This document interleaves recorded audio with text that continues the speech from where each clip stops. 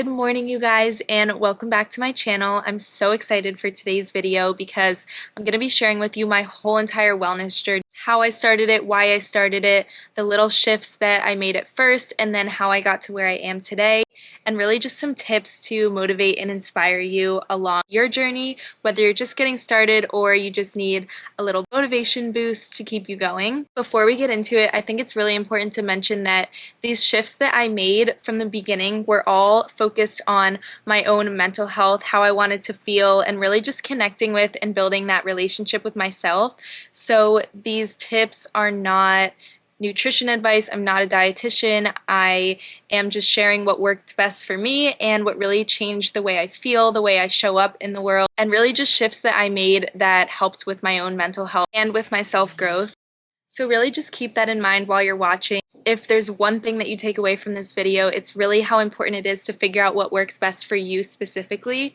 I know there's so much information out there and it's really easy to get overwhelmed. So if you really just keep having those conversations with yourself about what's making you feel good, what's serving you, and really start asking yourself those questions, that's when everything's going to change for you. I just wanted to throw that out there as a little disclaimer. This is not about body shapes, body sizes, anything like that. This is all purely about building that relationship with yourself and really connecting within in order to shape yourself into that person that you want to become internally.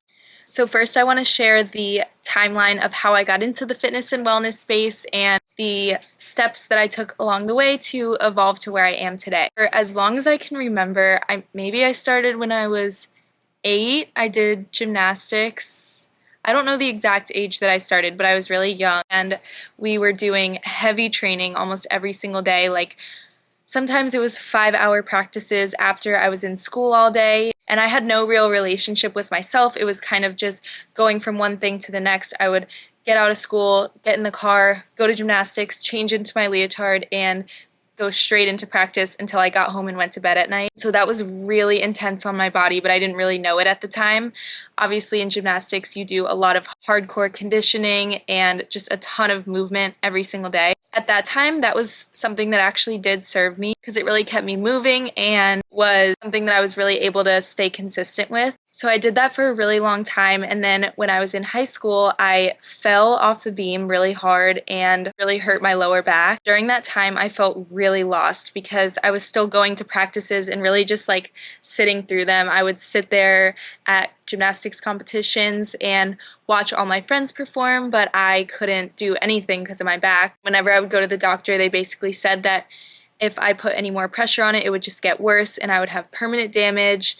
So I ended up quitting gymnastics kind of by default. I didn't really have any other option. So that was high school, and then in college I was obviously living in a dorm my freshman year, so I felt really cooped up, and that's when I decided to join a workout class. So at first I signed up for Pure Barre, I think it was, yeah, Pure Barre.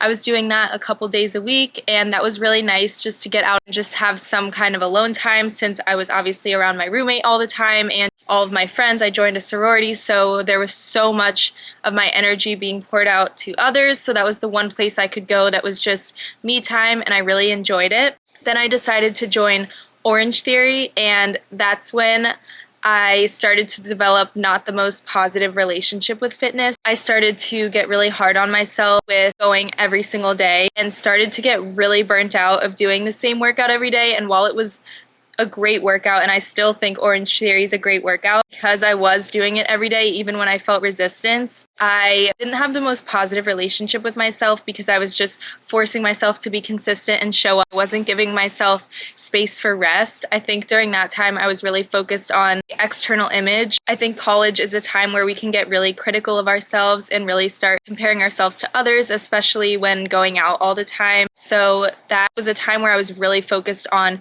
what I looked like from the outside rather than listening to myself and figuring out what would best serve me.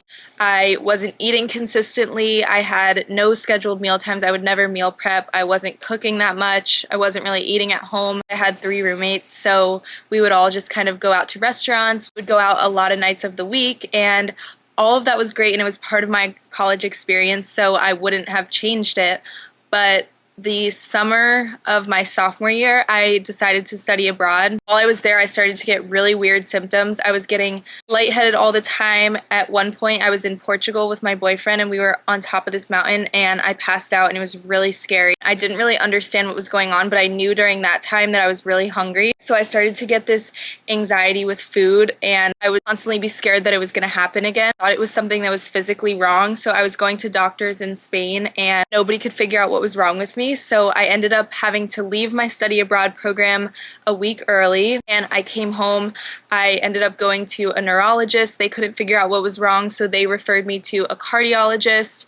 Still, they couldn't figure out what was wrong. And then I ended up going to another doctor who started asking me a lot about mental health, which was really interesting at the time because it had never really crossed my mind that it could have been related to mental health, even though that does run in my family. And that's when we really realized that all of these symptoms I was having were anxiety related. And so that was kind of a relief at the time because it was so much of me going back and forth between doctors and I just got really tired of that whole entire process. But the anxiety was still there and it was starting to get worse and worse. I started to have panic attacks and I would just constantly feel this brain fog. I didn't want to really socialize, even though I was back at school for the summer.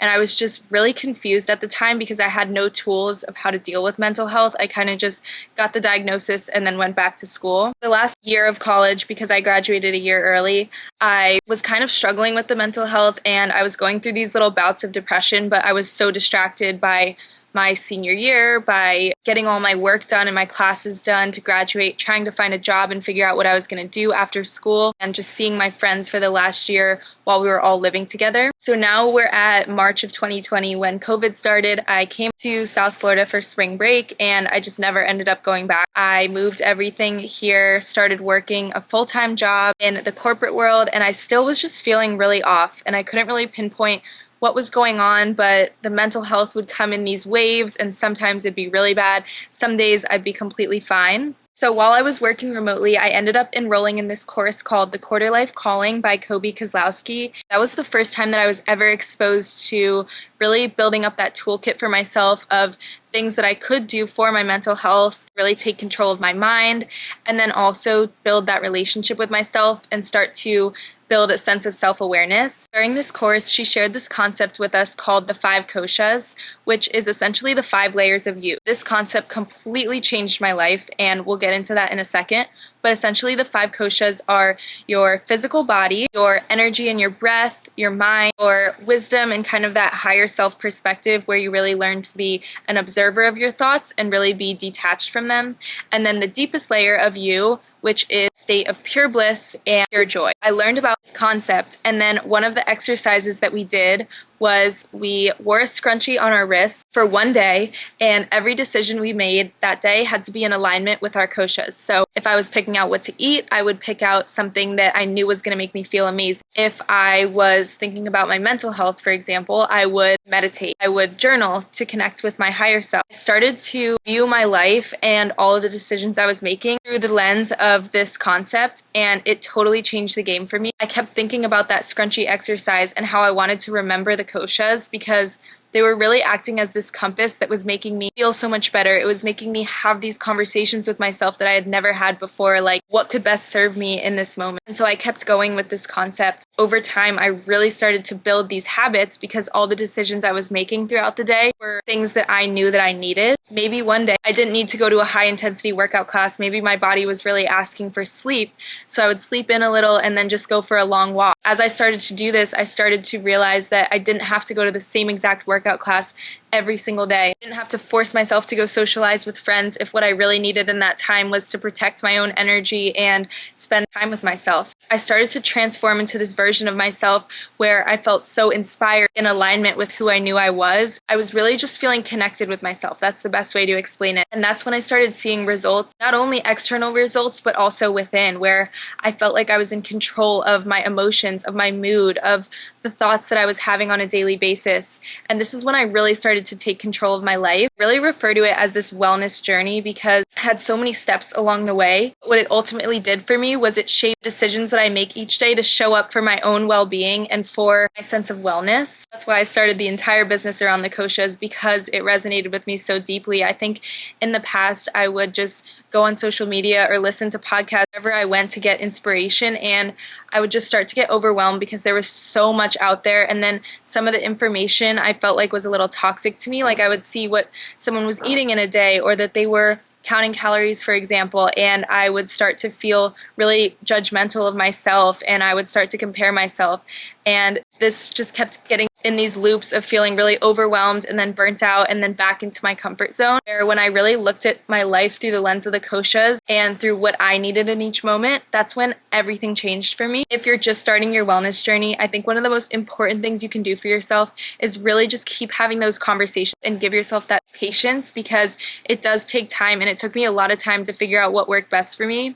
And I remember, especially when I was really going through it with my mental health, none of the doctors could figure out what was wrong with me. It felt like there was no way out, no end in sight, and that I was just going to suffer from this anxiety and it was going to hold me back for the rest of my life. But when I really started taking these small steps each day, not trying to change my entire life, but just making these small shifts and these small decisions that I knew would shape me and I knew were in alignment with me, that's when I was really able to build that sense of self-awareness. So something I'd really recommend is really just focusing on you and what you need in each moment, rather than trying to change every single aspect of your life. That's when you're really going to build that relationship with yourself that allows you to stay consistent with the movement that you're doing, with the decisions you're making, with choices that you're making each day, that you don't end up feeling stressed out about these different lifestyle changes. The other tip I would give you is to not focus on external results, because the external results will come, but the most important thing is the changes that you make within, because that's how you're going to train your mind and allow your mind and body to really build that connection and work together, rather than being in a constant battle with yourself every single morning of forcing yourself to go to the gym or to go to your workout class and then forcing yourself to eat healthy. But when you really make the shifts from within, your body's naturally going to crave foods that make you feel amazing, want to go to the gym, want to show up for your movement, because it knows how good it feels when you leave that workout class and you're walking to your car and you feel so full of energy. So that's really been the journey so far. As I look back on it, I'm honestly so grateful for every step along the way, even those times where I was sitting in those doctor's offices and it felt like nobody could figure out what was going on with me and then there was just no end in sight. Really hope this was helpful for you and that you took something from it. I hope this gives you motivation to really focus on yourself and start having those conversations with yourself, because I promise you it's so worth it. When you really connect and go inward, spend that time alone and really identify what you need in each moment, your entire life is going to change in amazing ways. Let me know if you have any questions about my journey or about wellness in general. I'm happy to answer them. Let me know what you want to see in the next video, and I'll see you soon. Bye!